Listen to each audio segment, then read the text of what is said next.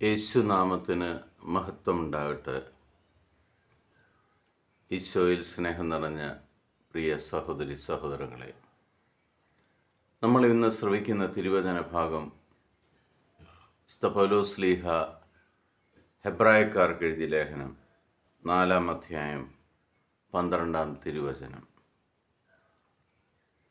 ദൈവത്തിൻ്റെ വചനം സജീവവും ഊർജ്ജസ്വലവുമാണ്. ഇരുതല വാളിനേക്കാൾ മൂർച്ചയേറിയതും ചേതനയിലും ആത്മാവിൽ സന്ധിബന്ധങ്ങളിലും മജ്ജയിലും തുളച്ചു കയറി ഹൃദയത്തിൻ്റെ വിചാരങ്ങളെയും നിയോഗങ്ങളെയും വിവേചിക്കുന്നതുമാണ്. ദൈവവചനം ഈ സത്യവേദ പുസ്തകത്തിൽ, വിശുദ്ധ ഗ്രന്ഥത്തിൽ പ്രതിപാദിക്കുന്ന ഈ ദൈവവചനങ്ങൾ എന്താണെന്ന്, അതിൻ്റെ ശക്തി എന്താണെന്ന് പൗലോസ് ശ്ലീഹ ഹെബ്രായക്കാർക്ക് എഴുതിയ ലേഖനത്തിൽ വളരെ വ്യക്തമായിട്ട് പറയുന്നുണ്ട്. നമ്മുടെ ജീവിതത്തെ തന്നെ മാറ്റിമറിക്കുവാൻ നമുക്ക് ശക്തിയും ഊർജവുമായി നിലനിൽക്കുന്ന ഒന്നാണ് ദൈവവചനം. ജിമ്മിൽ പോകുന്ന വ്യക്തികൾ അവരുടെ ആരോഗ്യത്തിന് വേണ്ടി പ്രോട്ടീൻ പൗഡർ കഴിക്കുന്നത് പോലെ, ഒരു ശരീരത്തിൻ്റെ ഊർജത്തിനായി പ്രോട്ടീൻ ആവശ്യമായിരിക്കുന്നത് പോലെ,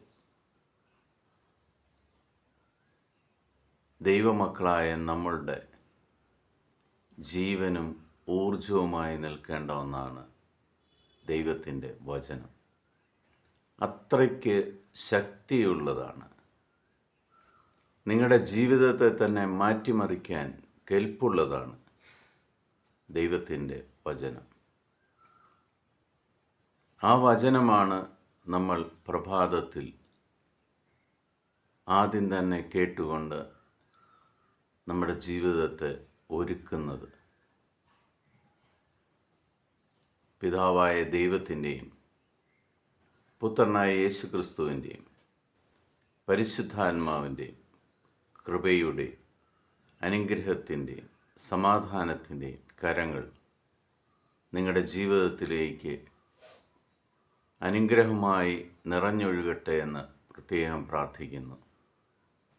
നിങ്ങളുടെ ജീവിതത്തിലുണ്ടാകുന്ന എല്ലാ പ്രതിസന്ധികളും, എല്ലാ പ്രശ്നങ്ങളും ദൈവവചനത്തിൻ്റെ ശക്തിയാൽ